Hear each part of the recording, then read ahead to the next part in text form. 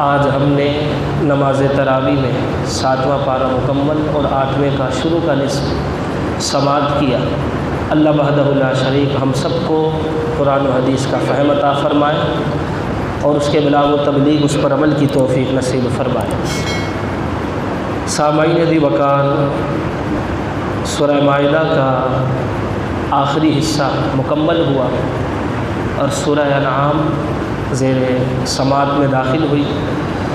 وحدہ لا شریک سورہ مائدہ میں ارشاد فرماتا ہے، یا ایھا الذین آمنوا انما الخمر والمیسر والانصاب والازلام رجس من عمل الشیطان فاجتنبوہ لعلکم تفلحون۔ اللہ وحدہ لا شریک کا خطاب مومنوں سے ہے اور فرمایا کہ ایمان والو، انما الخمر شراب، بے شک شراب، والمیسر اور جوا، والانصاب اور بت یا وہ پتھر جہاں پر کفار اپنے جانور ذبح کرتے، والازلام اور یہ پانسے، رجس من عمل الشیطان، یہ ناپاک ہیں اور شیطانی کارستانیاں ہیں، شیطانی کام ہیں۔ فاجتنبوہ تو اس سے بچتے رہنا، لعلکم تفلحون تاکہ تم فلاح پا جاؤ۔ عزیزان گرامی، اس آیت مبارکہ میں اللہ تبارک و تعالی نے 4 کاموں کو، 4 چیزوں کو ناپاک فرمایا ہے، شیطانی کام قرار دیا ہے اور اس سے بچنے کا حکم ارشاد فرمایا ہے۔ سب سے پہلے شراب کے متعلق رسول اللہ صلی اللہ علیہ وسلم کا فرمان ہے، چونکہ شراب حرام ہے، قرآن کی نص سے ثابت ہے۔ آقا دو جہاں صلی اللہ علیہ وسلم نے فرمایا شراب سے بچو، کیونکہ یہ تمام برائیوں کی اصل ہے، جو اس میں پڑ جاتا ہے پھر وہ تمام برائیوں میں مستغرق ہو جاتا ہے، تمام برائیوں میں وہ پھر پڑ جاتا ہے۔ رسول اللہ صلی اللہ علیہ وسلم نے 10 اشخاص پر لعنت فرمائی ہے اور ان 10 اشخاص کا تعلق ہی شراب سے ہے۔ فرمایا کہ شراب بنانے والا، بنوانے والا، پینے والا، پلانے والا، خریدنے والا، بیچنے والا، جس کے لیے خریدی گئی، اٹھانے والا، جس کے لیے اٹھائی گئی، اور فرمایا شراب کی کمائی کا مال کھانے والا، فرمایا ان سب پر اللہ کی لعنت ہے۔ عزیزان گرامی، 10 اشخاص کا تعلق شراب سے ہی ہے، شراب پینے پلانے، اس کے عاملین اس پر عمل کرنے، گویا کہ اس کے کسی بھی حصے میں، کسی بھی جز کا وہ حصے دار بنے گا، فرمایا وہ لعنت کا مستحق ہے، اور جو لعنت کا مستحق ہو جائے وہ رب کی رحمت سے محروم کر دیا جاتا ہے۔ عزیزان گرامی، رسول اللہ صلی اللہ علیہ وسلم کا فرمان ہے کہ رب تعالیٰ فرماتا ہے، حدیث قدسی، رب تعالیٰ نے فرمایا کہ میرا بندہ اگر شراب پیتا ہے، ایک گھونٹ پیے، تو میں اسے جہنمیوں کا پیپ پلاؤں گا، اور وہ اگر میرے خوف سے اسے چھوڑ دے تو میں اسے حوض قدس سے پلاؤں گا۔ عزیزان گرامی، اسی طریقے سے جوئے کے متعلق آتا ہے، آقا نامدار صلی اللہ علیہ وسلم نے ارشاد فرمایا کہ جو نردشیر کھیلتا ہے، یعنی یہ کہ کھیل ہے جوئے کا، وہ اس کو کھیلتا ہے تو گویا اس نے سور کے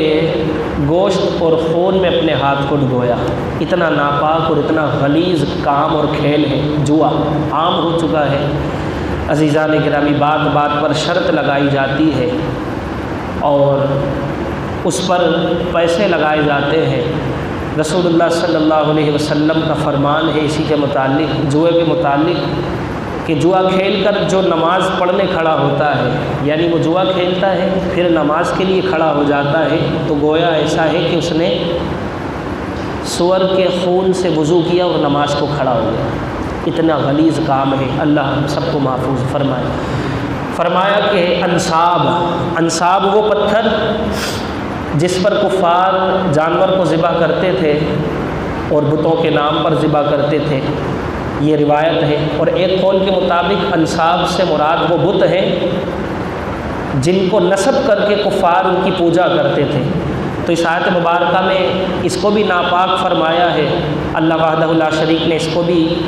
شیطان کی کارستانی بتایا ہے، شیطانی کام بتایا ہے، فاجتنبوہ، اور اس سے بھی بچتے رہنے کا حکم ہے۔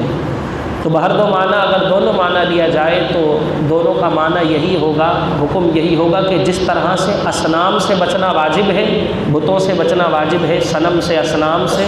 اسی طریقے سے انصاب سے بھی بچنا واجب ہے۔ ازلام، چوتھے نمبر پر ازلام یعنی وہ قسمت کے پانسے جو پھینکے جاتے ہیں، فال نکالنا، قسمت معلوم کرنا، یہ سب نجومی اور کاہنوں کے پاس جا کر عزیزان گرامی، کفار کے پاس 3 تیر ہوتے تھے، ایک تیر پر ہاں لکھا ہوتا تھا، ایک تیر پر نہ لکھا ہوتا تھا منع، اور ایک تیر خالی ہوتا تھا۔ وہ کسی بھی سفر کے لیے یا اہم امور کو سر انجام دینے سے پہلے ان تیروں کو پھینکتے تھے، جو نام آ جاتا اسی کے مطابق وہ عمل کرتے، اگر ہاں آتا تو ان کے لیے بہتر ہے، اشارہ مل گیا ہاں یہ عمل کر گزرو، نہیں کا تیر آ جاتا تو اس کا مطلب یہ ہوتا کہ اس کام سے رک جاؤ، یہ تمہارے لیے فائدہ مند نہیں، خالی ہوتا تو پھر وہ رائے نکالتے۔ بہر کے صورت میں وہ فال نکالتے،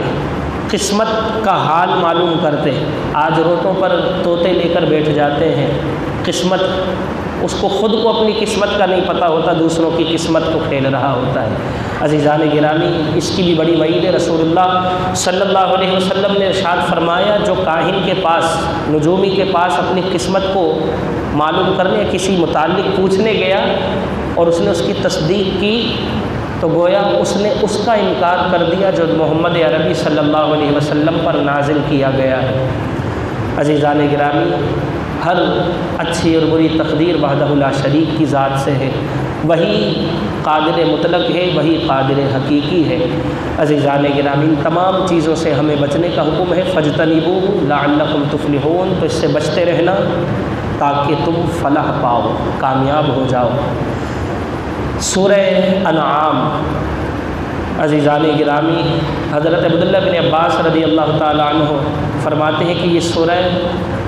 مکہ مکرمہ میں ایک رات میں نازل ہوئی، اور آپ ہی سے ایک اور روایت ہے کہ آپ نے ارشاد فرمایا کہ اس کی 6 آیتیں مدینہ منورہ میں نازل ہوئیں اور باقی تمام پوری مکمل صورت ایک ہی رات میں مکہ مکرمہ میں نازل ہوئی۔ اس کے انعام رکھنے کی، اس کا نام انعام رکھنے کی وجہ فرمایا کہ اس سورہ مبارکہ میں انعام کہتے ہیں مویشیوں کو، انعام مویشیوں کو کہتے ہیں، اور اس کی نام انعام رکھنے کی مناسبت یہ ہے، کس نسبت سے اس کا نام سورہ انعام ہے۔ فرمایا کہ کفار اپنے مویشیوں میں سے، کچھ مویشیوں میں بتوں کو حقدار ٹھہراتے تھے اور اپنی ہی جانب سے کچھ جانوروں کو اپنے لیے حلال سمجھتے تھے، اور اپنی ہی طرف سے کچھ جانور اپنے اوپر حرام کر رکھے تھے۔ عزیزان گرامی، اسی مناسبت سے اس کا ذکر ہے اس میں، اس لیے اس سورت کا نام سورہ انعام ہے۔ اس کا مرکزی مضمون یہ ہے کہ اس میں اللہ تبارک و تعالیٰ کے عقائد حقیقیہ کا بیان، حقیقی عقائد کا بیان، اور اللہ وحدہ لا شریک کی وجود اور اس کی وحدانیت اور اس کی قدرت کا انسانی کے اندرونی اور بیرونی شواہدات سے اس کا ثبوت ہے۔ اور اس کے مضامین میں یہ بھی شامل ہے کہ اس سورہ مبارکہ کے مضمون میں اللہ تبارک و تعالیٰ نے یہ ارشاد فرمایا کہ اس میں جانوروں کو ذبح کرنے اور ذبح شدہ جانوروں کے احکامات کو بیان کیا گیا ہے۔ عزیزان گرامی، یہ وہ صورتیں ہیں، یہ قرآن ہے، اللہ کا فرمان ہے، اس پر ہمیں سختی سے اور توجہی کے ساتھ اس کی ایک ایک آیتوں کو بغور سننا، سمجھنا چاہیے اور اسی کے مطابق عمل کرنا چاہیے۔ قرآن مجید فرقان حمید میں اللہ تبارک و تعالیٰ نے تمام تر احکامات کو، معاملات کو ذکر فرمایا، بیان فرمایا ہے۔ یہ انسانوں کے لیے ہدایت ہے، بالخصوص ھدی للمتقین، متقیوں کے لیے اس میں ہدایت ہے۔ وحدہ لا شریک ہم سب کو قرآن و حدیث کا فہم عطا فرمائے، قرآن و حدیث کے احکامات پر عمل پیرا ہونا نصیب فرمائے۔ آمین بجاہ النبی الامین، وما علینا الا البلاغ المبین۔